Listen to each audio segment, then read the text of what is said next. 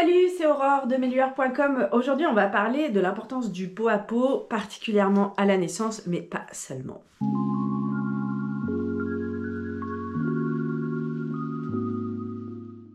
Alors, évoquer la question du pot à pot à la naissance, c'est évoquer plus largement comment est géré l'accueil des nouveau-nés dans notre pays, mais on peut élargir à la culture occidentale. Mais bon, en France... en tout cas de ce que je connais, il n'y a pas si longtemps que ça. La sage-femme, si elle était sympa, elle te le montrait comme ça, là. Vu que t'étais sur le dos avec tes pieds dans les étriers, elle passait au-dessus du chat, elle disait « Tiens, regarde, c'est ton bébé, on te le ramène plus tard. » Et puis, on partait avec le bébé, on lui aspirait, c'était systématique, hein, on allait aspirer dans le nez, il fallait le peser, il fallait le mesurer, c'était...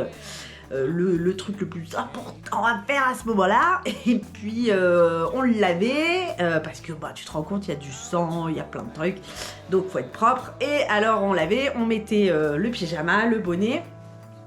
Et puis bah toi pendant ce temps, t'étais dans la salle d'accouchement. Généralement t'étais en train de te faire recoudre, hein, parce que les épisiotomies à la barbare de ces époques-là, c'est quand même... conséquent, donc ça prenait du temps, hein. Quand t'as un gynéco qui t'ouvre comme ça, faut le temps de recoudre tout ça après, hein. Puis après tu peux attendre un moment avant de t'asseoir sur tes fesses. Que les recommandations de l'OMS, elles datent de 2013 et il a fallu attendre 2018 pour que l'HAS, donc la Haute Autorité de Santé en France, se dise « Ah, peut-être qu'on va arrêter de faire ça, l'OMS, ça fait déjà 5 ans qu'ils nous ont dit que c'était pas terrible. » Maintenant, ça fait partie des recommandations officielles, mais... Moi, pour mon premier accouchement, le gynéco, il a bien pressé sur mon bide pour faire sortir ma fille, ça lui a posé aucun problème. J'ai découvert par la suite que c'était totalement illégal. Et ça m'a bien fait mal. Donc il y a quand même l'écart entre les recommandations, ce qui se fait encore parce que les vieilles habitudes, elles ont la peau dure. Les vieux praticiens, les vieilles praticiennes qui sont morticus sur « on a tout le temps fait comme ça », bon t'es pas à l'abri, hein. Du coup, c'est là que c'est intéressant de préparer un projet de naissance, en tout cas quand tu vas venir visiter ta maternité. Ils vont te présenter un peu comment ça se passe. Et puis toi, tu peux poser un petit peu des questions pour savoir ce qui t'attend. Parce que si tu vas à l'aveugle en disant « je fais confiance, je me laisse porter », on est nombreuses à avoir déchanté quand même, hein, par la suite et de se dire « oh la vache, si j'avais su... » je serais pas venue. Et puis surtout, j'aurais posé des petites questions avant de savoir ce qu'ils allaient faire de mon corps et de celui de mon bébé.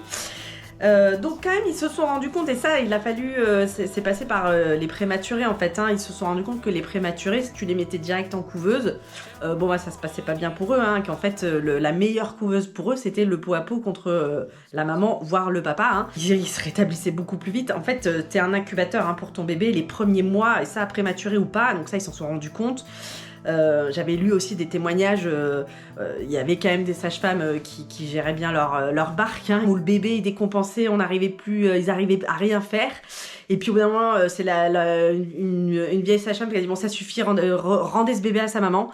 Et une fois que le bébé était contre sa maman, notre corps va échanger et va permettre de réguler la température avec notre bébé. Et ça, c'est valable à la naissance parce que clairement, ils sortent d'une poche qui est à 37 degrés tout le temps.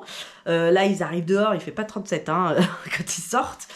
Même si t'as mis le poêle à fond, si t'es à la maison ou en tout cas en maternité, il y aura pas de chauffage au taquet.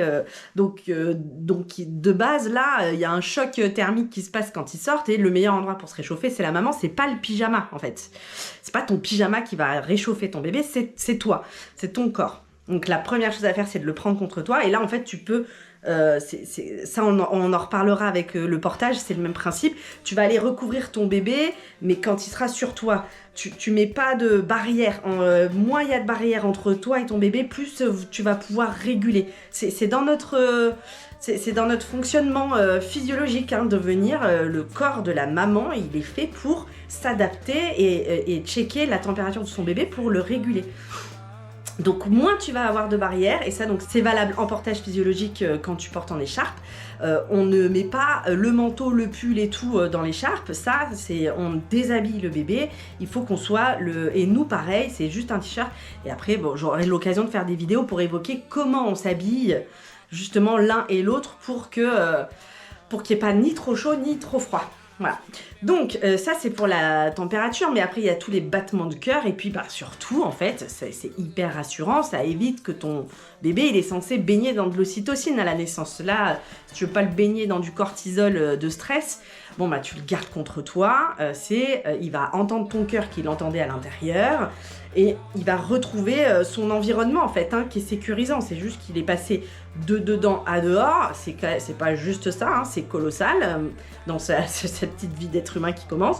Et donc venir contre toi, c'est vraiment ça qui va après permettre aussi le démarrage de l'allaitement, enclencher toutes les hormones pour que ça fonctionne et permettre d'enclencher le lien d'attachement. C'est ce pot à pot là qui va te bombarder vous deux d'ocytocine et puis en plus clairement ça inonde la pièce, donc ça, si le papa est là, il prend sa dose aussi, l'ocytocine elle se transmet, elle se partage. Donc un projet de naissance, qu'est-ce que c'est? Tu vas rédiger un petit document où tu vas faire la liste en fait de tes souhaits pour ton accouchement, c'est quoi ton accouchement idéal, comment tu as envie de le vivre. Quand c'est ton premier accouchement, tu sais vraiment pas ce qui t'attend derrière, tu peux lire un peu dans les bouquins, tu peux te renseigner et tout.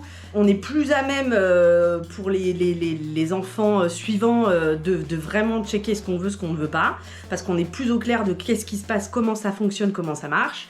Et c'est là que l'intervention d'une doula, mais ou même ta sage-femme libérale en fait, elle peut t'aider à faire ça. La doula, elle a cet avantage, c'est que elle est dans le non médical, elle est vraiment dans l'accompagnement, tout ce qui est émotionnel et logistique autour de la naissance, donc que ce soit la période de la grossesse, le moment de la naissance ou la période du postpartum. Avoir une doula, c'est quand même un gros plus pour préparer une naissance, parce que qu'on se le dise, les préparations à la naissance remboursées par la Sécu, faites par les sages-femmes, alors déjà d'une sage-femme à une autre, ça n'a rien à voir, ça ne se vaut pas, et de deux, même avec des super sages-femmes, c'est pas suffisant. Clairement, ce n'est pas suffisant. Et par exemple, moi, quand j'ai préparé la naissance donc, de ma deuxième, donc j'avais vécu le premier, je savais ce que je ne voulais pas, alors que je pensais déjà être très au clair sur ce que je voulais pour ma première naissance.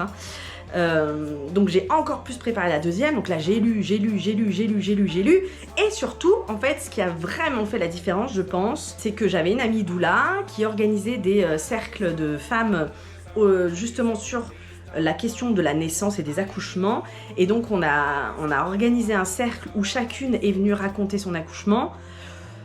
C'était très intense, émotionnellement c'était vraiment hyper fort, et puis ce qui était surtout frappant, c'est qu'on était quand même 9 femmes, et que sur les 9 femmes, il n'y a eu que 2 récits d'accouchement positifs. C'est-à-dire qu'en fait, tout le monde a balancé son accouchement méga traumatique. Donc c'est venu réparer aussi pas mal à plein d'endroits. Je pense notamment à une copine qui m'a dit je pensais que c'était réglé, puis en fait non, donc je vais aller regarder de ce côté-là, puis je vais aller bien bosser parce qu'elle était enceinte d'une petite sœur surprise. Et une amie pour qui c'était son premier accouchement et qui s'attendait pas en fait à tous ces témoignages. Ça l'a un peu secouée et elle s'est dit bon là faut que je m'y mette là. Elle repoussait un peu le moment, je vais pas regarder là, ça me fait peur. Et là c'est non, là faut que j'aille regarder en face. Et clairement c'est ce qui lui a, enfin elle l'a vu après coup, elle a dit sans ça aurait pu être une vraie boucherie. Ce sont ses mots. Sa première naissance c'était pas au top de la physiologie, mais ça s'était quand même plutôt bien passé, et c'est ce qui lui a permis après pour une deuxième naissance aussi d'aller vers un accouchement à domicile. Chaque doula est unique et singulière, et elle va t'apporter sa spécificité. Donc il va y avoir des doulas, leur dada c'est l'accouchement. Il y a d'autres doulas, c'est l'allaitement, c'est le postpartum, d'autres doulas c'est la sexualité, c'est vraiment très large. Donc si tu as la chance d'avoir des doulas dans ton secteur, tu les contactes et tu peux voir avec elles en fait qu'est-ce qu'elles proposent comme accompagnement et est-ce que ça correspondrait à ton besoin. Et puis après en libéral c'est plus évident, les sages-femmes libérales elles ont plus de facilité à intégrer les doulas dans leur accompagnement. C'est beaucoup plus compliqué d'entendre ça en milieu hospitalier. Évidemment, en fait, quand tu accouches à la maison, toutes ces questions, les premiers soins du nouveau-né, elles se posent pratiquement pas, en fait.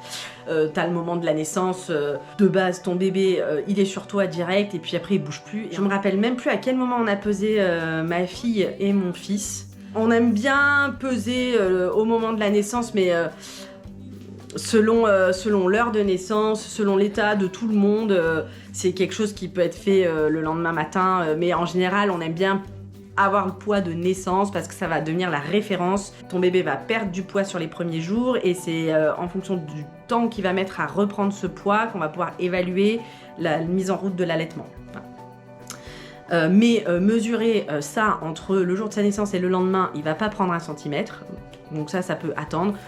Évidemment, ils aspirent pas, sauf s'il y a vraiment obstruction et qu'il y a besoin. Je ne parle même pas du bain.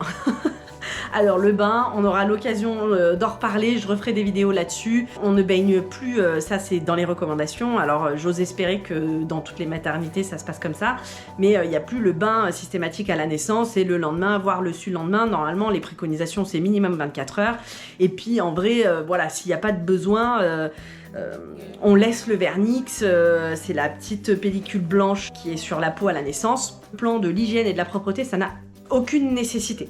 Il y a des doulas dont la spécialité c'est justement de faire les premiers bains, où là c'est des rituels et c'est incomparable avec ce qui peut se faire en maternité. On n'est pas dans apprendre à donner le bain à son bébé. Après la naissance, il y a la question du placenta, de la délivrance et du clampage du cordon. Et ça fera l'objet de futures vidéos où je rentrerai un peu plus dans les détails de ces questions-là. Si tu as des questions, n'hésite pas, tu me les mets en commentaire. Je pourrai préparer la vidéo en fonction de tes questions. Si cette vidéo t'a plu, pense à mettre un pouce bleu, ça m'aide beaucoup dans mon travail, et à la partager. Et si tu n'es toujours pas abonné, c'est le moment de le faire. Je te dis à bientôt pour de nouvelles vidéos.